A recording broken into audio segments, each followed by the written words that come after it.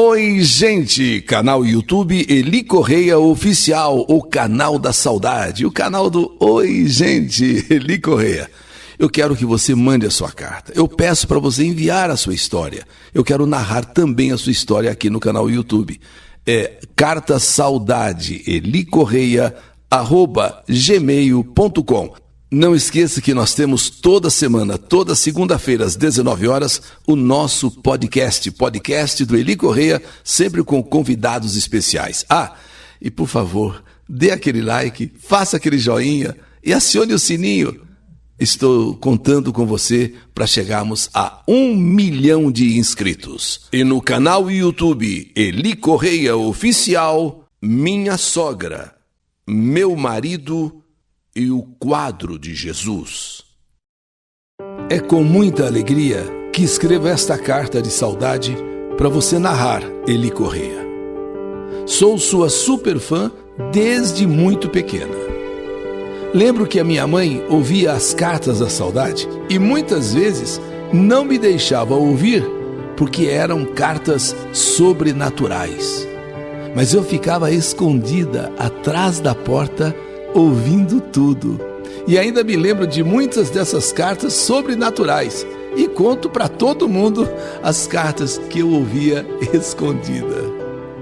Lembro de uma vez, quando eu era adolescente, e você narrou uma carta onde a pessoa dizia que Deus não existia, pois ela não tinha provas da existência de Deus.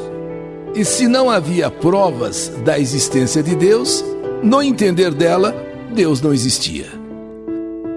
Foi quando então, após ouvir essa carta narrada por você, eu peguei uma poesia muito linda e datilografei várias folhas e enviei para você via fax. Somos da época dos faxes, somos da época das máquinas de escrever, que aliás eram a maior tecnologia que havia antigamente. Fax, máquina de escrever. O título dessa poesia que eu datilografei e enviei para você, Eli, era Onde está Deus? E você leu essa poesia por muitos e muitos dias, pois os ouvintes pediam para você repetir a poesia quase que todo dia. E no final, eu ficava toda feliz, porque você dizia o meu nome no final da poesia, dizendo que era eu quem tinha enviado para você. No final, a poesia dizia: mas onde eu sinto Deus com mais beleza, na mais sublime vibração, não é no coração da natureza, é dentro do meu próprio coração. Bem, o tempo passou e eu comecei a trabalhar nas páginas amarelas. Alguém lembra aí das páginas amarelas? Aquele livro bem grande, grosso, com folhas amarelas, onde tinha o telefone de lojas, pessoas, onde, enfim, você procurava tudo que você queria ali nas páginas amarelas. Eu trabalhei lá na parte de cadastro de clientes. E eu ensinei todos os meus colegas de trabalho a te ouvirem todos os dias às 14 horas no rádio, Eli. A gente ligava o som e não se ouvia nenhum pio às 2 da tarde, enquanto você narrava as cartas. E depois passávamos o resto do dia comentando sobre a carta que você narrou. Que época boa, que época linda, maravilhosa aquela. Hoje eu tenho um filho de 14 anos que também adora ouvir as cartas no YouTube. Agora no canal YouTube, principalmente as sobrenaturais. Recentemente, minha amiga Verônica, que mora no Guarujá, comentou de como gostava de te ouvir antigamente pelo rádio e de como isso trazia tantas lembranças boas para ela. Aí eu falei, mas como assim? Não ouve mais o Eli Correia? Ele tem um canal no YouTube. E ainda tem um programa no rádio também. Essa minha amiga ficou tão feliz, mas tão feliz, me agradeceu tanto, porque ela sentia tanta falta de te ouvir, Eli. E agora ela te ouve todos os dias e acompanha no YouTube todas as cartas de saudade. Nossa, não tem como falar da minha história sem incluir você, Eli Correia. Você faz parte da minha vida, como faz parte de tantas outras vidas que tem você como companhia e amigo querido. Obrigada, Eli, por você existir e nos transmitir todo esse carinho que só você sabe passar pelas ondas do rádio e também agora pelo canal YouTube. Mas vamos à minha carta de saudade. Carta que podemos dizer não deixa de ser sobrenatural. Meu filho sempre pede: mãe, conta a história para o Eli Correia. Eu tenho certeza que ele vai gostar e vai contar lá no canal YouTube. Mãe, conta essa história para o Eli Correia. Então eu prometi a ele que eu contaria essa história. Ou melhor, eu escreveria essa história, mandaria para você. Me chamo Adriana. Conheci Altemir num site de relacionamento há mais ou menos 16 anos atrás. Nessa época não tinha aplicativo, só site. Logo nos conhecemos e eu achei ele um bom homem. Ele trabalhava com conserto de peças de equipamento industriais no porão da casa de sua mãe. Mas morava num apartamento próprio na zona norte de São Paulo. Morava na zona norte e trabalhava consertando peças de equipamentos industriais no porão da casa de sua mãe. Muito bem. Já no começo do namoro, eu fui logo dizendo: olha, eu sou espírita kardecista praticante e vou pelo menos uma vez por semana ao centro espírita tomar passe e ouvir a palestra. E disso eu não abro mão de jeito nenhum. Se quiser namorar comigo, vai ter que aceitar essa condição. Ele respondeu: tudo bem, você pode ir onde quiser, só não me peça para ir junto, que isso eu nunca vou fazer. Não acredito em Deus e não gosto nada de religião. Eu sou ateu de carteirinha. Eu inclusive disse para ele: eu até brinco com quem se denomina ateu. Ateu, graças a Deus. É sempre assim que o ateu fala: eu sou ateu, ateu de carteirinha, ateu, graças a Deus. Porque no fundo, todo mundo acredita em alguma coisa, mesmo que não tenha o nome de Deus, na minha opinião. Logo fomos morar juntos. Eu me desfiz do meu apartamento em Santo André e fui morar com ele na zona norte de São Paulo. No meu apartamento, eu tinha um quadro muito bonito de Jesus na parede. Era um quadro grande, tinha uma moldura bonita e um Jesus com um sorriso leve, um olhar penetrante, um quadro muito lindo que me transmitia muita paz.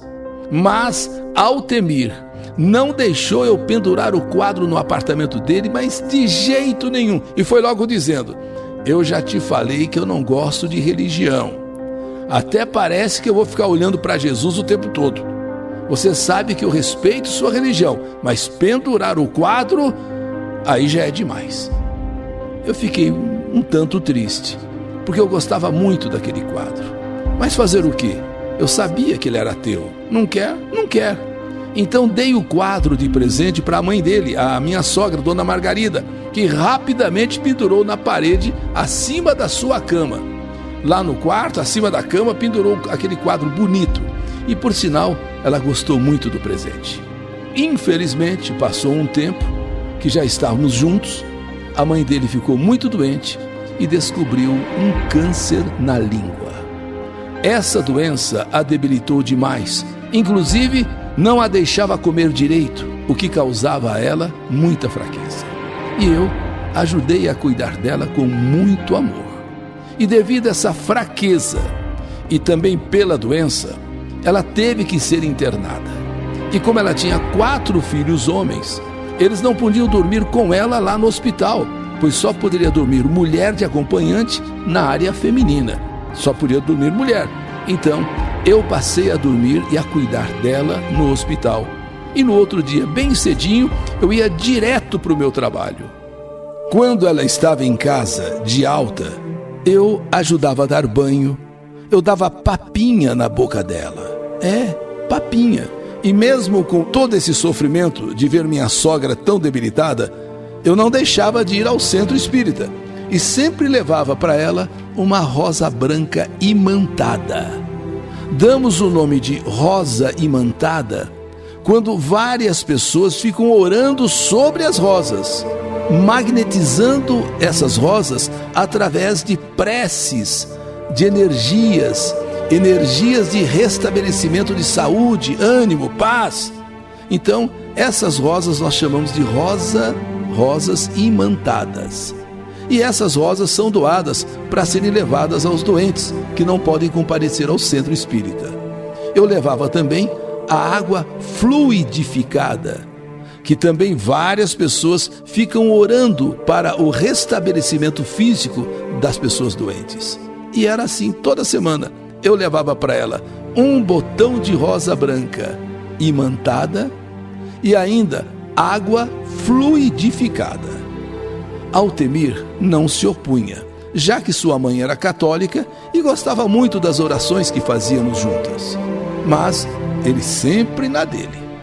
E eu seguia sempre fazendo o Evangelho no lar, que é a leitura do Evangelho uma vez por semana, com horário marcado para a higienização e proteção do lar.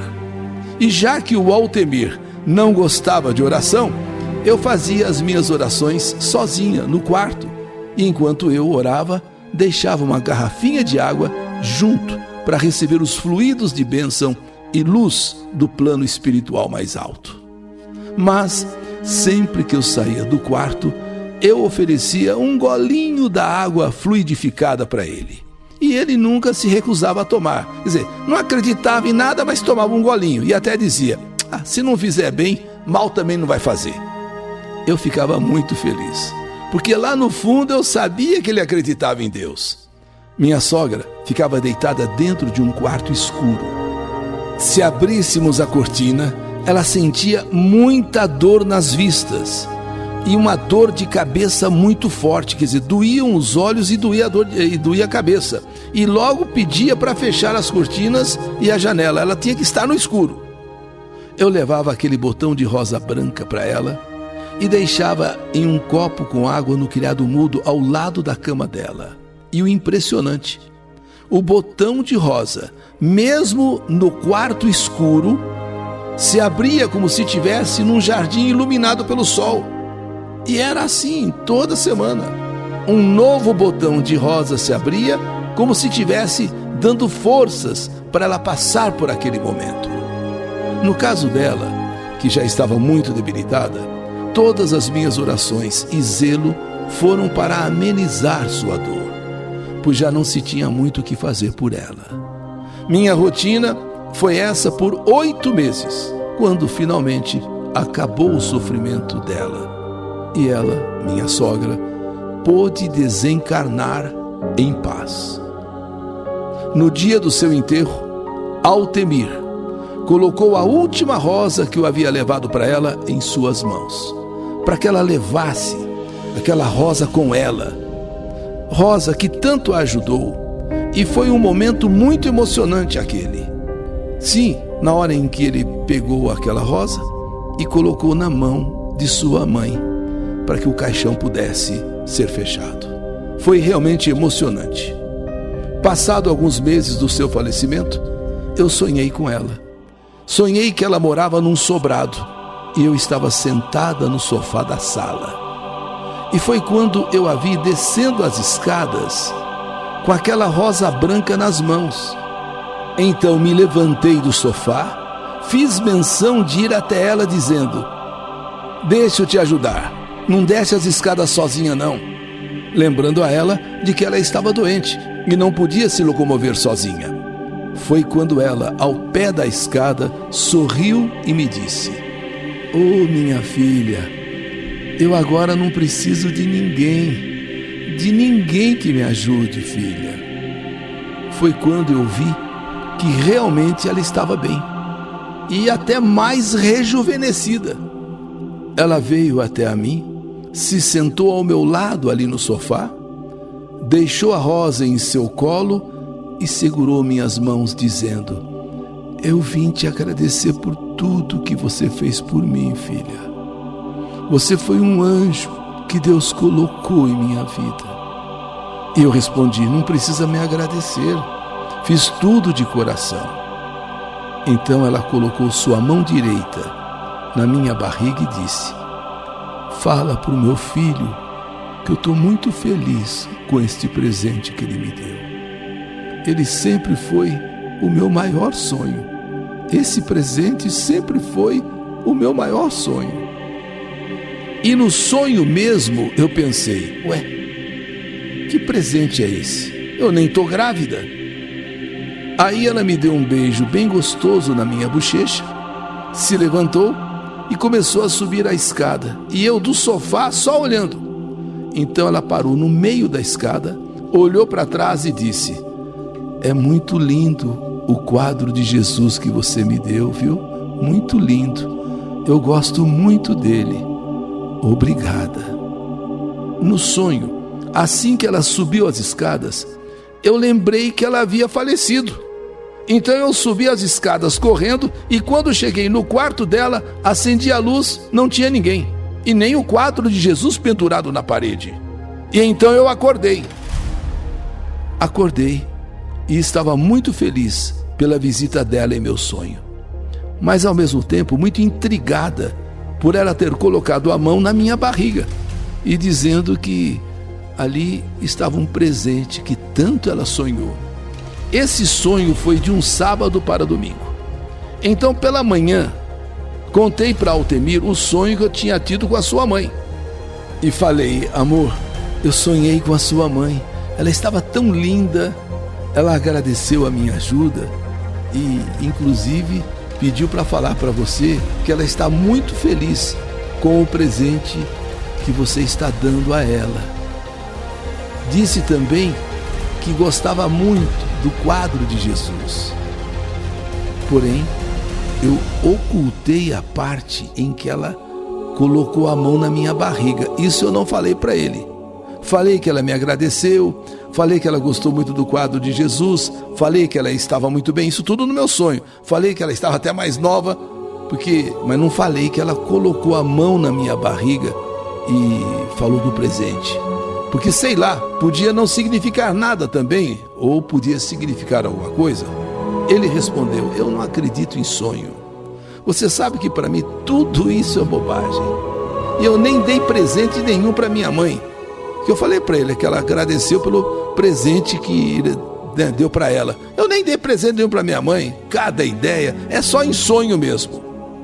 Mas percebi que ele ficou intrigado em querer saber que presente era esse. Minha mãe falou que presente que eu dei para ela, algum presente que eu dei a ela. Falei: não, ela só agradeceu a você pelo presente. Na segunda-feira ele foi trabalhar. Ele havia criado o hábito de todos os dias, antes de começar a trabalhar, subir nos quartos e abrir as janelas para ventilar a casa, já que os irmãos saíam cedo para trabalhar e deixavam tudo fechado. E foi quando, então, ele chegou no quarto onde a mãe dele dormia e passou os últimos dias de vida dela. Ele olhou bem para a parede e de repente sofreu um choque. O quadro, que no sonho já não estava lá, agora, na realidade, ele não vê o quadro na parede, o quadro de Jesus. Nesse momento ele imaginou que os irmãos haviam tirado o quadro da parede, já que a mãe havia falecido. Mas quando ele olhou atrás da cabeceira da cama, ele viu o quadro caído no chão, intacto, como a comprovar que aquele sonho que eu tive havia sido verdadeiro. Na hora do almoço ele chegou em casa branco que nem cera e foi logo dizendo: entrei no quarto da minha mãe e o quadro não estava na parede. Liguei para os meus irmãos e disseram que ninguém mexeu em nada. Eu me arrepiei todinha.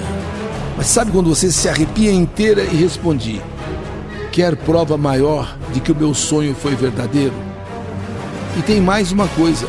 Ela colocou a mão na minha barriga, se você quer saber, e disse que esse era o presente que você deu a ela e que tanto ela sonhava. Então, eu vou hoje mesmo fazer o teste de farmácia. Hoje mesmo eu vou ver se eu estou grávida. Aí, ele, que já estava branco, por não ter visto o quadro de Jesus na parede, nenhum dos irmãos mexeu no quadro. Agora que eu disse E acrescentei: e quer saber também? Ela pôs a mão na minha barriga, dizendo: muito obrigado pelo presente que você estava dando a ela. Então eu vou fazer o teste de farmácia. Pensei até que ele fosse desmaiar de tão branco que ele ficou. Grávida? Grávida? Será?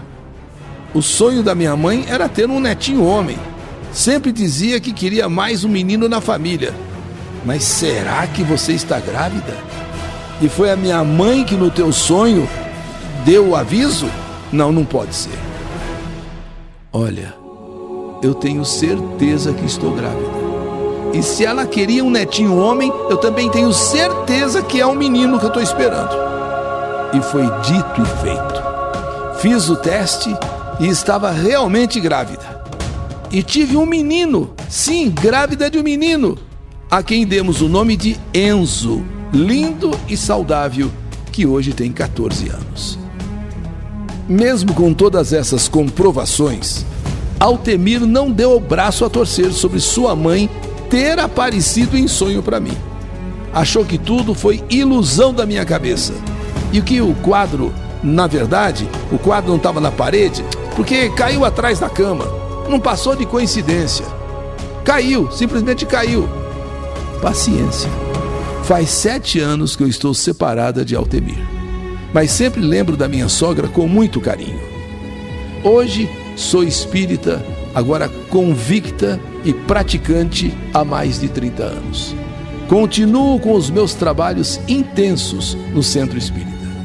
Trabalhei muitos anos no passe espiritual e hoje em dia eu trabalho com a incorporação, que pelo nome deixa muita gente assustada. Incorporação, incorporar um espírito, mas no fundo trata-se de uma caridade muito grande para o espírito que está sofrendo. Eu sigo o lema deixado por Allan Kardec: fora da caridade não há salvação. E sou muito feliz com essa doutrina que me prova dia a dia que a vida continua e somos todos imortais. Eli Correia, obrigado por narrar a minha carta. Estou lhe enviando inclusive a foto do quadro de Jesus e também a poesia Onde Está Deus, que há tantos anos atrás te enviei. Você leu no seu programa de um jeito que só você sabe narrar, e todos os dias alguém pedia para você narrar aquela poesia novamente. E você narrava e dava o meu nome, Adriana. Onde está Deus? Onde está Deus? Perguntou o cientista. Onde?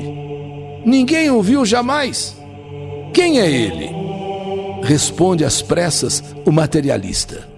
Deus é somente uma invenção da fé. O pensador sensatamente falou: não vejo Deus, mas sinto que ele existe. A natureza mostra claramente onde o poder do Criador consiste. Mas o poeta dirá, com a segurança de quem afirma porque tem certeza: eu vejo Deus no riso da criança, no céu, no mar, na luz da natureza. Contemplo Deus brilhando nas estrelas, no olhar das mães, fitando os filhos seus. Nas noites de luar, claras e belas, em tudo pulsa o coração de Deus. Eu vejo Deus nas flores, nos prados, nos astros a olhar pelo infinito. Escuto Deus na voz dos namorados e sinto Deus na lágrima do aflito. Percebo Deus na frase que perdoa. Contemplo Deus na mão que acaricia. Encontro Deus na criatura boa e sinto Deus na paz e na alegria. Eu vejo Deus no médico salvando, pressinto Deus na dor que nos irmana. Descubro Deus no sábio, procurando compreender a natureza humana. Eu vejo Deus no gesto de bondade, escuto Deus nos cânticos do crente, percebo Deus no sol, na liberdade, e eu vejo Deus na planta e na semente. Eu vejo Deus, enfim, por toda parte, que tudo fala dos poderes seus. Descubro Deus nas expressões da arte, no amor dos homens também sinto Deus. Mas onde eu sinto Deus com mais beleza, na sua mais sublime vibração, não é no coração da natureza, é dentro do meu próprio coração. Essa poesia, Onde Está Deus, é de José Soares Cardoso, poeta espírita. Meu nome é Adriana e essa foi a minha história. História que a vida escreveu. Que saudade de você! Minha sogra, meu marido e o quadro de Jesus. História do canal YouTube Eli Correia Oficial.